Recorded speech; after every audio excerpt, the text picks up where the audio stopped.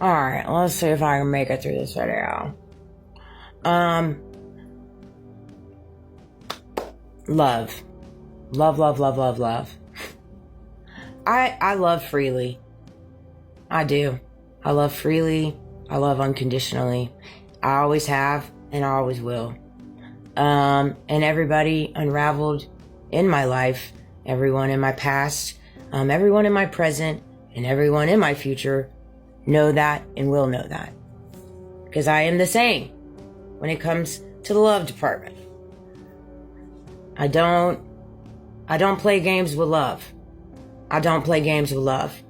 Love is painful. Love hurts. It is the most gruesome thing, but it is the most beautiful thing. Because once you get through the pain and the hurt, you learn so much. Not only about other people, but you learn it about yourself. You know, I haven't always been the perfect person neither when it comes to loving. Because I didn't love myself.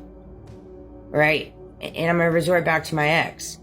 I did not love myself. If you don't love yourself, how are you capable of loving other people? You're not. You're not. And I would always go above and above and above and beyond for everyone. I would.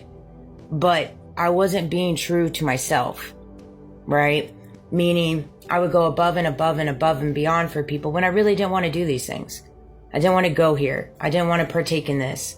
You know, I didn't want to have to do this and do this and do this and go to the store for you on this and do this. You know what I mean? But I did. I did. Right? And because I wasn't being truly honest with said people and him, you know, I was living a false facade. You know, they had no idea that I didn't really want to do it because I didn't say it. So how's that a them problem? It's not a them problem. That was a me problem, right? Just like my addictions, right? I didn't say it loud and proud until this past year that I had addictions, you know? That was something I was very shameful for. And that was something I did to numb everything that I was walking through. Whether it's through my son, whether it was through my career field, whether that was through my family, whether that was through everything going on within myself. And I'm not giving excuses, but that's just truth, right? And so that's another thing that I was being false in reference to. And so these are all things that I own. These are all things that I owned, I've learned, and I've healed through, right? But I always went into it with true intentions of loving them for who they are. Loving them for who they are, what they carry inside of them. They're good, they're bad, and they're ugly. Never taking their bad and their ugly and using it against them, right? I never did that. I don't do that because I know everybody has a good, a bad, and an ugly side. We all do, including myself. So why would I use things against people that I carry within myself? You know, and these are things that have helped me elevate, that have helped me learn, that have helped me heal. And I'm trying to push that out there to help others. Okay? And you have to get to the side of recognizing that people just don't understand love truly because they weren't provided it when they were children. And then their children, and their children, and their children. Not to mention the fact that we live in a world right now so conditioned on hate, jealousy, envy, power, greed, gossip. All right. And so we have a world so consumed by this. How can you have love running in the world that runs along all these things? And so you have to take that into consideration as well. Because everybody's been battle bruised, scattered, and covered. We all have. We all have battle scars. All right. And so I'm going to break down the different categories that I've come up with for me in the love department. Unconditional love, pure, divine, and a selfless love. The kind God gives. Flows without expectations or transaction, rooted in compassion, truth, and forgiveness, sees beyond flaws, focuses on growth and healing. Example, Jesus washes Judas's feet knowing he betrayed him. I mean, that's the same thing even with my parents and stuff, you know, like I would have washed their feet Even though I know what's up, I'd wash their feet. You know? I mean, and same thing with everybody else out there that just doesn't like me. I'd still wash your feet. I'm down for it. You know, I don't have time to carry the negative qualms when it comes to other people. Does that mean that I'm not going to advocate for myself, that I'm not going to balk back, that I'm not going to stand up for myself, that I'm not going to fight for others being mistreated alongside with me? Absolutely. But doesn't mean I ain't going to wash your feet, you know? And that's the place you got to be at. Life is too short for all these little tit for tat games. It's just ridiculous. Conditional love. Love that depends on performance, conformity, and reward. Conditional love. This is very much what I grew up with. I love you if you act right, agree with me, and make me proud. Hence my mother. You know, my father, my aunt. But see, everybody that's passed away in the ground never has treated me that way. But everybody still alive does. Isn't that crazy? Wow. Jeez. I hear you. You know, and that's one of those things. Like, and that's a them problem. You know, I'm sorry to disappoint them, but I'm not going to change who I am because they choose to love me conditionally. You know, and it's unfortunate.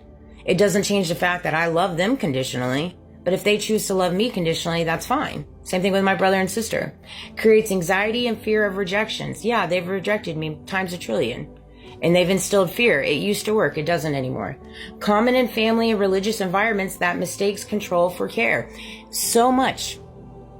So much. It's like they want to hold me accountable for something. And I'm just confused of like, what exactly are you trying to hold me accountable for? The things you did that you don't want to come out? Because I ain't done nothing.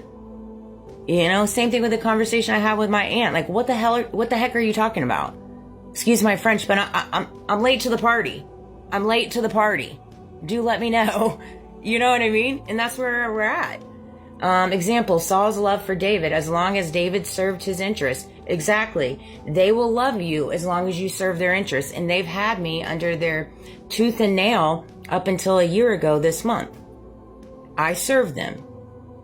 Every single one of them. Every single last one of them. Whether that's the career field I was in, my previous marriage, friend groups, you know, in different ways, my ex. And so because I served them and I did what they wanted, I was good. But in the meantime, I was killing myself. Manipulative love. This is my favorite.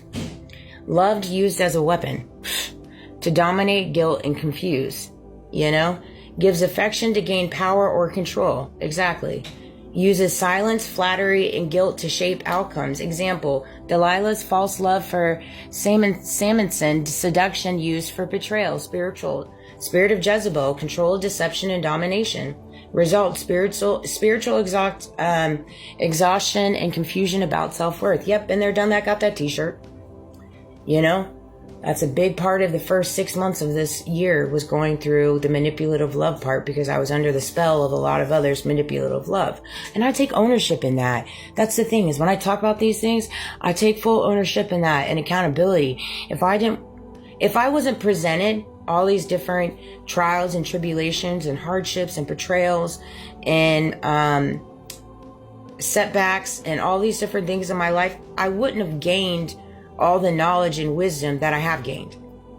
And so everything was so divinely orchestrated, and I see that.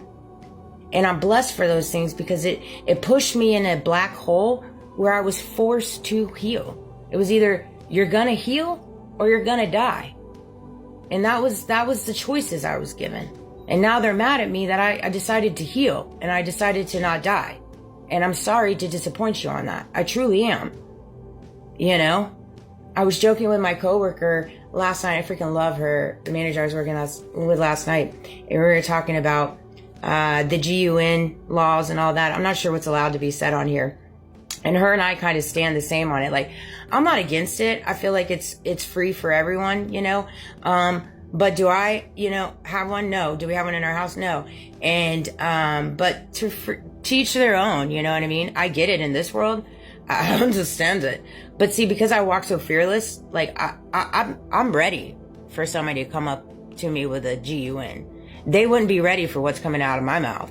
I'd be like, man, I've been waiting for you for, you know, years now. I'm here for it. Send me on. I'm ready to go, baby. You know, like I pull a Romeo and Juliet. You take both of us.